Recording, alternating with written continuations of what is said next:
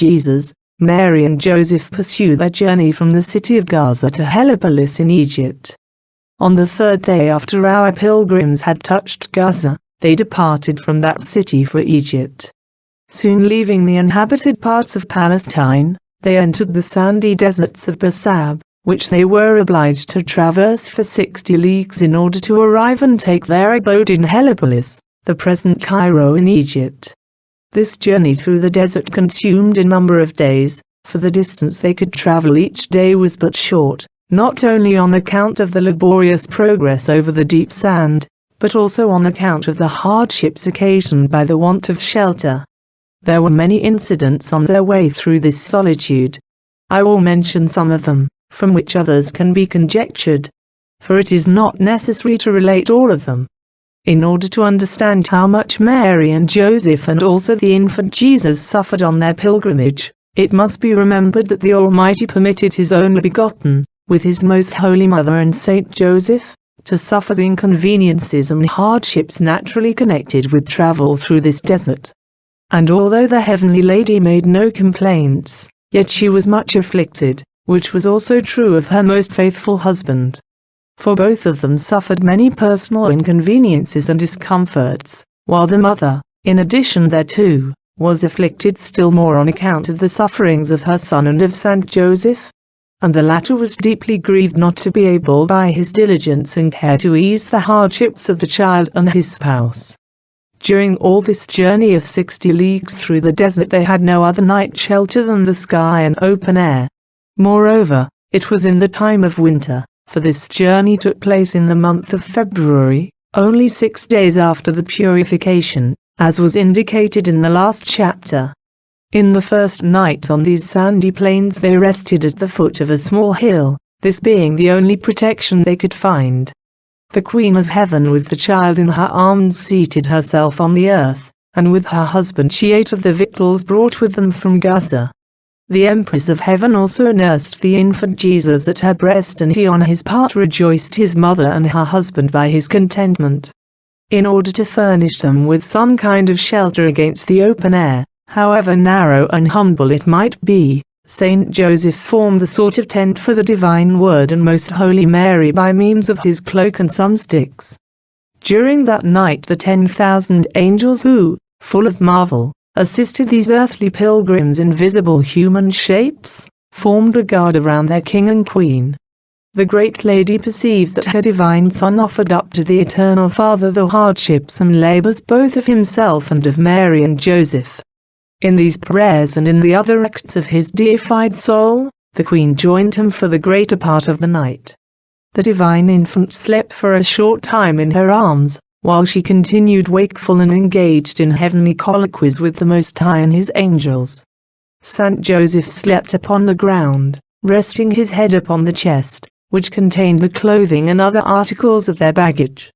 On the next day they pursued their journey, and their little store of fruit and bread was soon exhausted, so that they began to suffer great want and to feel their hunger. Although Joseph was more deeply concerned, yet both of them felt this privation very much. On one of the first days of their journey they partook of no sustenance until 9 o'clock at night, not having any more even of the coarse and poor food which until then had sustained them in their hardships and labor. As nature demanded some refreshment after the exertion and weariness of travel, and as there was no way of supplying their wants by natural means, the Heavenly Lady addressed herself to the Most High in these words: Eternal, great and powerful God, I give thee thanks and bless thee for thy magnificent bounty, and also that, without my merits, only on account of thy merciful condescension, thou gavest me life and being and preservest me in it, though I am but dust and a useless creature. I have not made a proper return for all these benefits. Therefore how can I ask for myself what I cannot repay? But, my Lord and Father, look upon thy only begotten and grant me what is necessary to sustain my natural life and also that of my spouse, so that I may serve thy majesty and thy word made flesh for the salvation of men. In order that the clamors of the sweetest mother might proceed from yet greater tribulation, the Most High permitted the elements to afflict them more than at other times, and in addition to the sufferings caused by their fatigue, destitution and hunger. for there arose a storm of wind and rain, which harassed and blinded them by its fury. This hardship grieved still more the tender-hearted and loving mother on account of the delicate child, which was not yet 50 days old.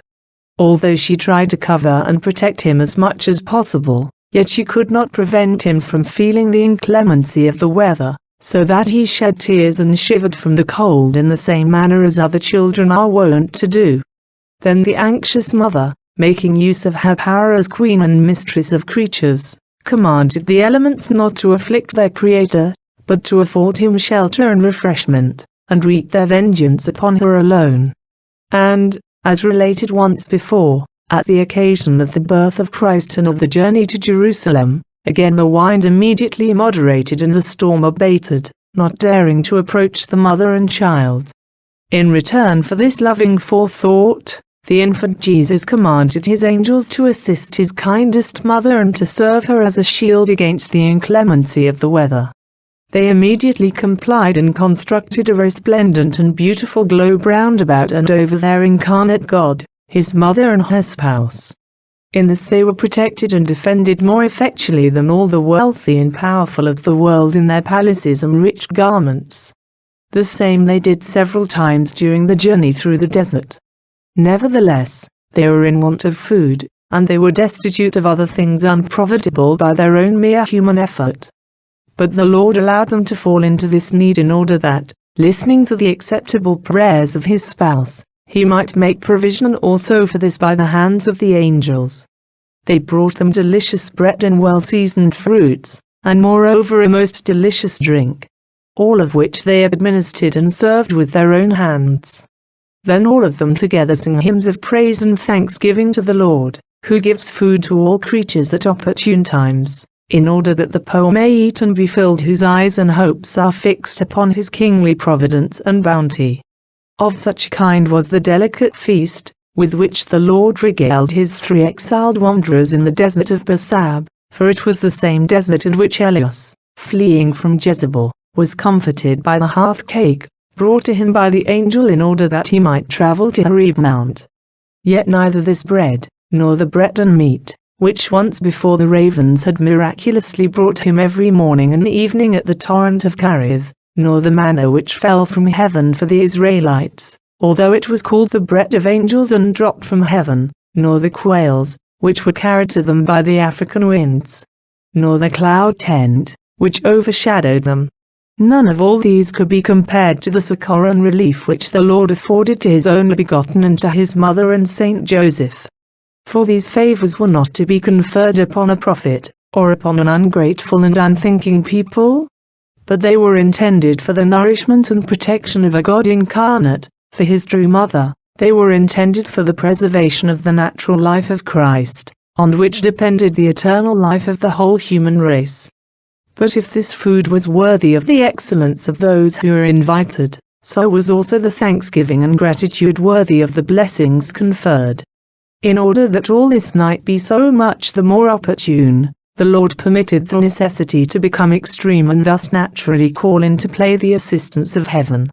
Let the poor rejoice in this example, let the hungry confide, let the destitute take new courage, let none complain of divine providence, no matter how afflicted and needy they may find themselves to be. When has the Lord ever failed him who hoped in his assistance? When has he ever turned away his countenance from his afflicted and needy children? We are brothers of his only Son incarnate, children and heirs of his blessings, and also children of his kindest mother. Why, then, ye children of God and of this most holy mother, do you continue to distrust such parents in your poverty? Why do you deprive them of this honor, and yourselves of the privilege of being assisted and sustained by them? Come to them with humble confidence, so that they may look upon you with the eyes of parents and listen to your crying needs. The arms of this lady are stretched out toward the poor and her hands opened for the needy. And you, ye rich of this world, why will you confide so much in your uncertain riches, at the imminent danger of losing your faith, of piling up for yourselves heaviest cares and sorrows as mentioned by the Apostle? By your avarice you fail to conduct yourselves as children of God or of his mother. By your actions you make of yourselves spurious offsprings. For legitimate children confide in the care and love of their parents, and abhor trusting in others, who are not only strangers but enemies. These truths are manifest to me by the divine light, and charity compels me thus to speak. The Most High Father not only provided nourishment for our pilgrims, but also visible relief against the tedious needs of this journey and continued solitude. It happened a few times, when the Heavenly Lady rested on the ground from her fatigue, that, as on other occasions, a great multitude of birds came flying towards her from the mountains. By the sweetness of their warbling and the variety of their plumage they sought to entertain and delight her, perching on her shoulders and hands with signs of great joy. The most prudent queen gently received them and invited them to acknowledge their Creator by their songs and to be thankful for His having created them so beautiful and arrayed them in their gorgeous plumage, giving them the air and the earth for their enjoyment, and provided them with daily food and sustenance. The birds responded to her exhortations with joyous movements and sweet warblings, while the loving mother joined them with still more sweet and melodious songs for the infant Jesus, extolling and blessing him, and acknowledging him as her God and her Son, and as the author of all these wonders. Also the holy angels took part in these colloquies so full of sweetness, and alternated their offerings of praise with that of the great lady and of these simple birds. All this produced a harmony more perceptible by the spirits than by the senses, and of admirable concord for the rational soul. At other times the heavenly princess conversed with the child and said, "My love and light of my soul, how can I diminish thy labor? How can I relieve thee of thy hardships? What can I do to lighten the sufferings of this journey? Oh, would that I could carry thee, not in my arms, but in my bosom, and make for thee a soft couch in my heart, in order that thou mayst rest there without fatigue." And the sweetest Jesus replied, "My beloved mother, very easily do I rest in thy arms while making this journey, and reclining on thy breast, I am delighted by thy affection, and entertained by thy words." Sometimes the son and mother conversed with each other interorally, and these conversations were so exalted and divine that our words cannot express them. Saint Joseph shared in many of these mysteries and consolations, and thus he eased his journey, forgot his hardships, feeling within himself the delight and sweetness of such companionship. Yet he did not hear or perceive what child said audibly to his mother, for at that time of the life of Jesus this favor was reserved for her alone, as I have already remarked above. In this manner our exiles proceeded on their way to Egypt. Instruction vouchsafed by Th. Most Holy Mary, Our Lady. My daughter, just as those who know the Lord also know how to trust in Him, so those who do not hope in His goodness and immense love have no perfect knowledge of the majesty of God. On account of the want of faith and hope, this love also is deficient. For we readily place our love in whom we have confidence and whom we esteem. In this error lies the source of all the damage done to mortals. For they have such a low conception of the infinite bounty, which gave them being and which preserves them, that they fail to place full confidence in their God. Failing in this, they also fail in the love due to Him, and they divert it toward the creatures. They esteem in them what they are seeking, namely power, riches, vain honor and ostentation. Although the faithful can remedy these injurious influences by faith and hope, yet they allow these virtues to remain dead and unused, and debase themselves to the level of worthless creatures. Those who have riches, trust in them, and those who have none, greedily haste after them. Some procure them by very reprehensible ways and means. Some confide in influential persons, praising and flattering them. And thus it happens that very few seek the Lord in such a way as to deserve His providential care. Very few trust in God and acknowledge Him as their Father, who is willing to provide for His children, who will nourish and sustain them without fail in all necessities. This deceitful error has filled the earth with lovers of the world, has filled it with avarice and concupiscence against the law of the Creator, has made men insane in their desires. For all of them commonly strive after riches and earthly possessions, claiming thereby merely to satisfy their needs, which is only a pretext for hiding their want of interest in higher things. In reality they lie to themselves abominably, since they are seeking the superfluous. Not what is really necessary, but what ministers to worldly pride.